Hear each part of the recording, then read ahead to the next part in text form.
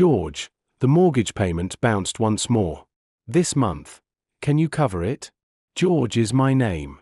I'm 22 years old, and I've been balancing 2 jobs and a full school load at the University of Vermont for the past 3 years, all while paying the mortgage on our family's lake house in Burlington, Vermont. Every month, my dad, Vincent, contacted me with the same request. It was always informal, as if I were a financial safety net he could rely on in times of need. I spent my weekends doing gardening for affluent homes surrounding Lake Champlain and my evenings working at a nearby auto parts business. I hardly got to appreciate that mansion anymore, as every money I made seemed to vanish. I was either working or pursuing my degree in mechanical engineering, while my younger sister, Brianna, spent her summers relaxing on the dock with her friends. Yes, Dad. As usual, I said, I'll transfer the money tonight. This time, though, something seemed different. His voice had a smugness I had never heard before, along with enthusiasm. He said that there will be significant changes soon and that Brianna would finally take charge and help. At the time, I didn't give it much thought. The likelihood of Brianna adding anything seemed as remote as July snowfall. Our family had owned the lake cottage for 15 years. When I was 7 years old and Brianna was 5, Dad purchased it during a period of prosperity in his construction company. Those early summer days were ideal, toasting marshmallows while Mom told stories around the fire pit, swimming until our fingers were pruned, and fishing with Dad at sunrise. But everything changed when my mother died when I was 16. Dad got right into his task. I somehow ended up being the one keeping everything together when Brianna started to show an interest in pricey items. Since I was 19, I had been paying the mortgage. According to Dad, it would only last till business resumed. However, after 3 years, I was still paying that monthly fee and putting my own future at risk for a home that seemed more like a burden than a boon.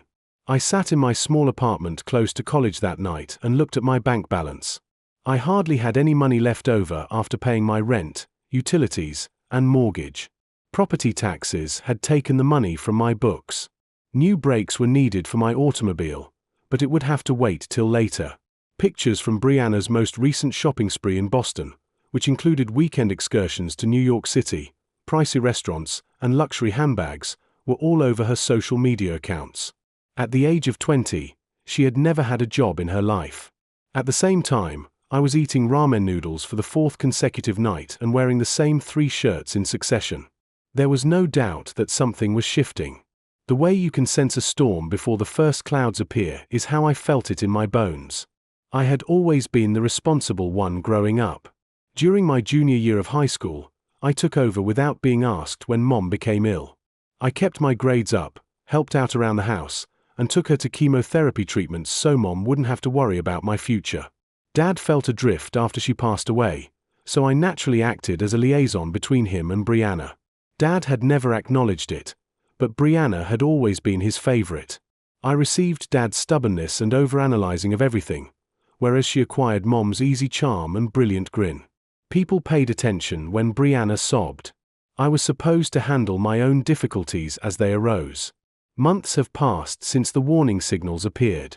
Dad began answering enigmatic phone calls while constantly going outdoors or into another room. Every time I questioned him about the company or our money, he would shift the topic, even though he had mentioned meeting with attorneys and financial consultants. Son, don't worry about adult issues. Concentrate on your academics. Even though I was hardly a child at 22, Dad still treated me like one when it suited him, unless he was in need of money. Then all of a sudden I was old enough to deal with grown-up duties. The fact that I was working so hard to provide for my family was incomprehensible to my college classmates. Tyler would remark, "Dude, you're missing out on everything," while I lived with him. "Take it easy. You only get to be young once." However, they failed to comprehend. All I had left was my family, and it felt like a way to respect Mom's legacy to keep us together. I had begun to notice little shifts in Dad's tone while discussing Brianna. His voice had a hint of secret pride, as if he were preparing a special moment for her.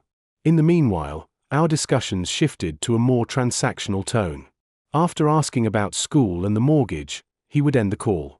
No more lengthy discussions about job or life. No more weekend invites to assist with building jobs.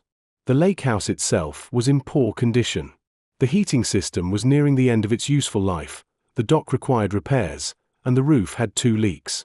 I had brought up these concerns with Dad on several occasions, but he consistently responded that we would address them the next year or once things had calmed down.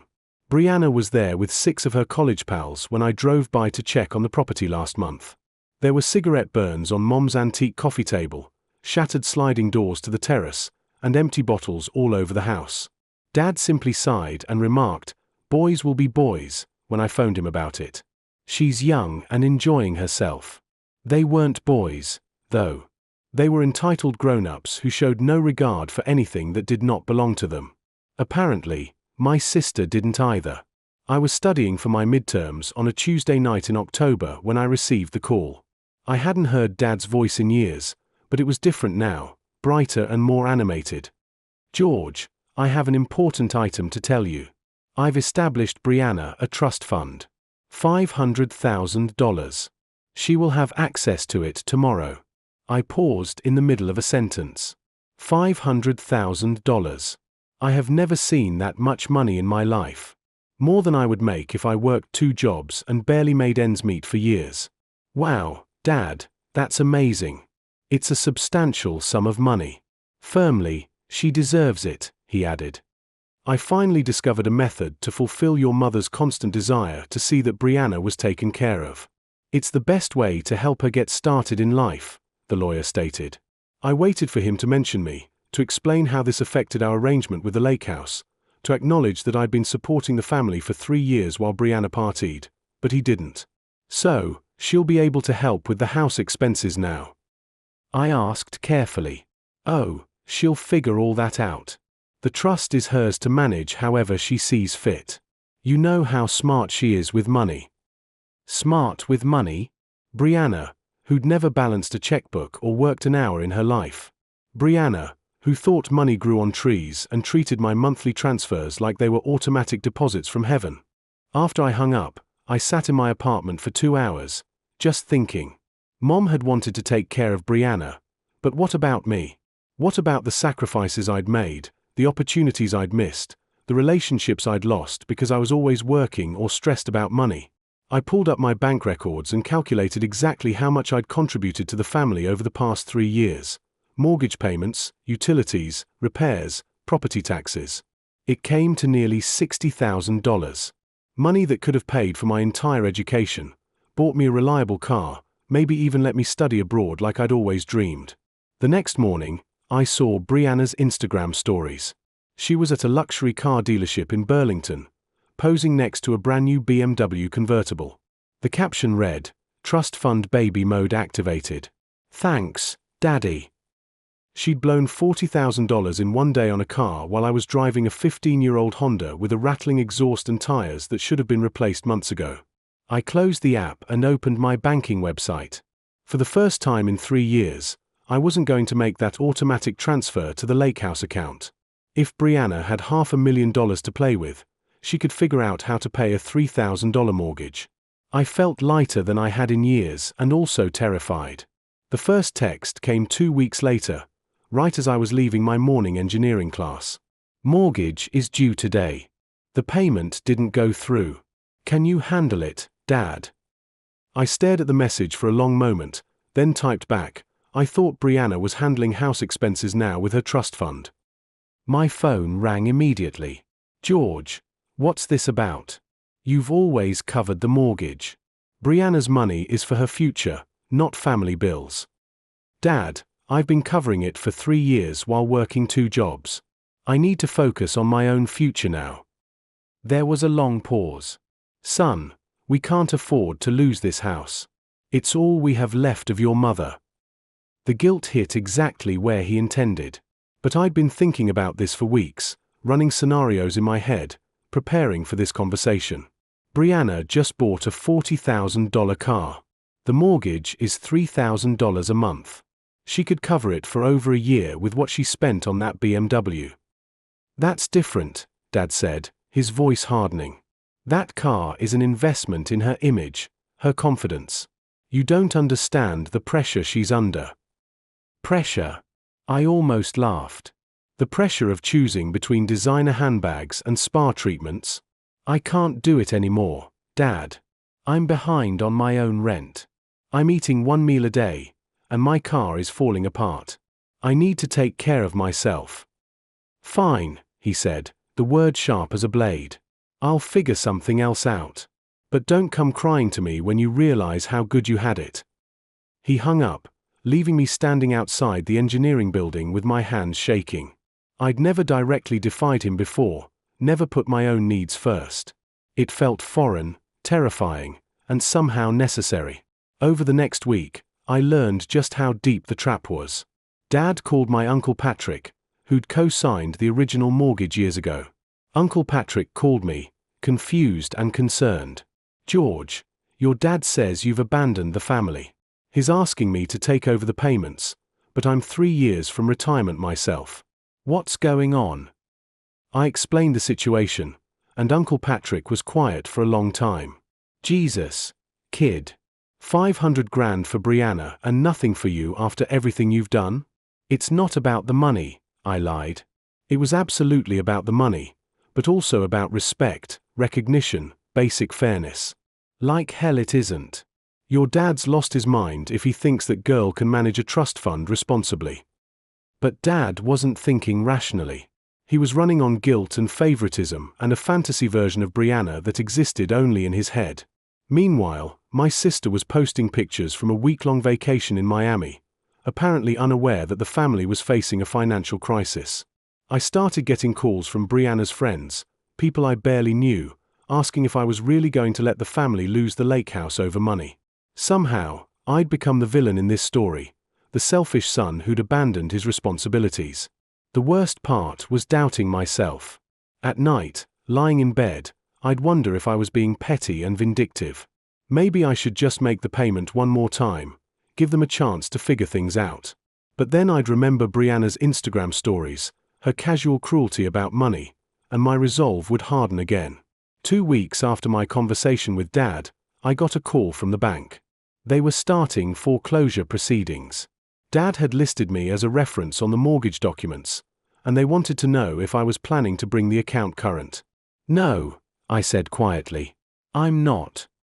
The voice on the other end was professional but surprised. Sir, are you aware this will significantly impact your credit score as a reference? I wasn't aware, actually. Dad had never mentioned that my name was tied to the mortgage in any way.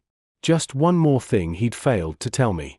The foreclosure notice arrived on a Thursday morning in November. Dad called me that afternoon, and for the first time since this started, he sounded scared. George, we need to talk. Can you come to the house? I drove to his place in Essex, a modest ranch home that always smelled like sawdust and coffee. Dad looked older than I remembered, grayer around the edges with new lines around his eyes. Sit down, son. I need to explain some things. He pulled out a folder of documents and spread them across the kitchen table.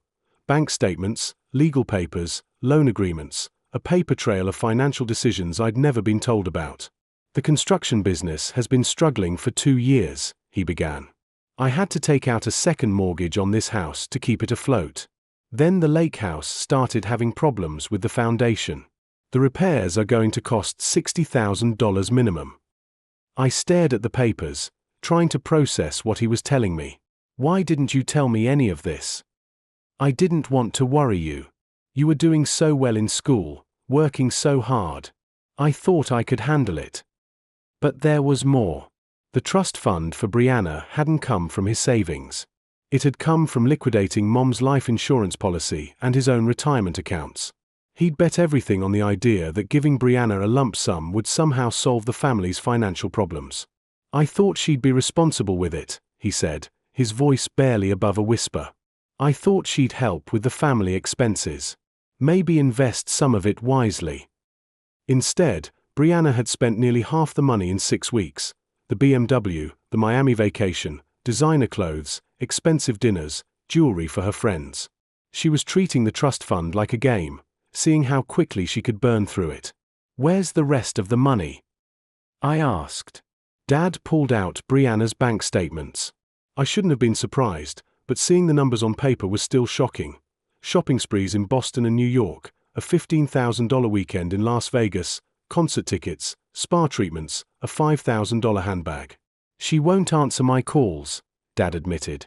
When I try to talk to her about budgeting or saving, she says I'm trying to control her.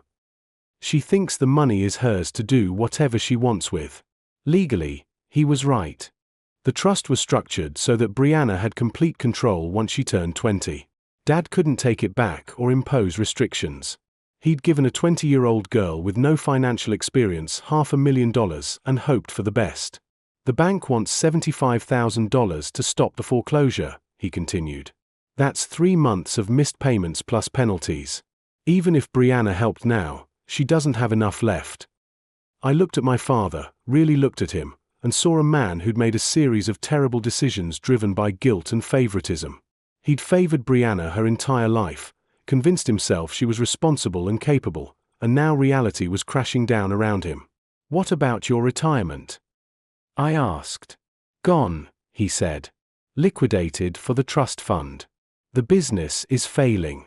I might have to declare bankruptcy. He'd destroyed his financial future trying to secure Brianna's, and she was throwing it away like confetti. Meanwhile, I'd been propping up the family for years, sacrificing my own future and receiving nothing but expectations for more sacrifice. I'm sorry, George, he said finally. I know I've asked too much of you. I know this isn't fair. But sorry wasn't enough. Sorry didn't erase 3 years of stress and sacrifice. Sorry didn't pay for my education or fix my car or give me back the opportunities I'd missed. I didn't make any dramatic declarations that day. I just listened, nodded, and told Dad I needed time to think. But driving home, my mind was already working, calculating, planning. The next morning, I called my academic advisor, Dr. Elizabeth Morrison, who had been my mentor since freshman year. I explained my situation, and she understood the pressures of putting yourself through school. George, you qualify for emergency financial aid. There's also a work-study program with the engineering department that could help cover your expenses. For the first time in years, I started thinking about my own future instead of my family's problems. I applied for the work-study position, filed for emergency aid, and began looking into scholarships I'd never had time to pursue because I was too busy working 2 jobs. I also did something I'd never done before. I blocked Dad and Brianna's numbers. Not permanently, but I needed space to think without the constant pressure and guilt trips. The relief was immediate and overwhelming. No more desperate calls about mortgage payments. No more watching Brianna's Instagram stories and feeling sick about her spending. No more lying awake at night wondering how I was going to pay for everything. Within 2 weeks, I'd been accepted into the work-study program and received a partial emergency grant. I quit the landscaping job and reduced my hours at the auto parts store. Suddenly, I had time to actually study, to join a study group, to maybe even have something resembling a social life.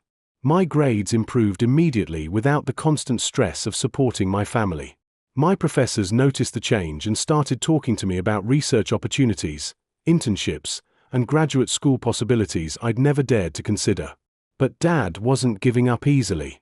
When he couldn't reach me directly, he started calling Tyler, my roommate, asking him to pass along messages about how desperate the situation was getting. Tyler, to his credit, told Dad to stop using him as a messenger service. Dude, your family is seriously messed up, Tyler said after the 3rd call. Your dad's acting like you're responsible for fixing everyone's problems. Uncle Patrick called, too, but his message was different. I looked into the trust fund situation. Your dad can't just give away family assets without discussing it with everyone involved. You might want to talk to a lawyer. I hadn't considered that angle, but Uncle Patrick was right. The lake house had been purchased with money Dad had saved during his marriage to Mom. Legally, it might be considered marital property, which could make me entitled to a portion of its value. The idea of fighting my own family in court made me sick, but I also remembered all the times I'd sacrificed for them, all the opportunities I'd missed, all the stress I'd endured. Maybe it was time to stop being the family martyr and start being my own advocate. I found a legal aid clinic through the university that offered free consultations for students. The lawyer, a sharp woman named Patricia Williams, listened to my story and shook her head. You've been taken advantage of systematically, she said bluntly. The mortgage situation especially concerns me. If your name is on documents as a reference without your full understanding of the implications, that could constitute fraud. She agreed to look into the legal aspects of my situation, starting with getting copies of all the mortgage and property documents. It would take time, but for the first time in years, I felt like I had someone on my side who understood how to fight back properly. The wheels were in motion. I just hoped I was strong enough to see it through. The text arrived on a cold Tuesday morning in December. The mortgage is due. Need help now. No greeting, no acknowledgement of the 2 months since we'd last spoken. Just another demand disguised as an emergency. I stared at the message for exactly 30 seconds, then typed back, "Dad, since Brianna has her trust fund, family expenses should come from there now. I'm redirecting my money toward my own education and future. I suggest you contact the family financial advisor about trust fund management. I wish you both well. Send." My phone started ringing immediately. I let it go to voicemail. Then Brianna called, also voicemail. Then Dad again. The voicemails were predictable: anger, guilt, accusations of abandonment. Brianna crying about how she never asked for this responsibility and couldn't understand why I was being so mean.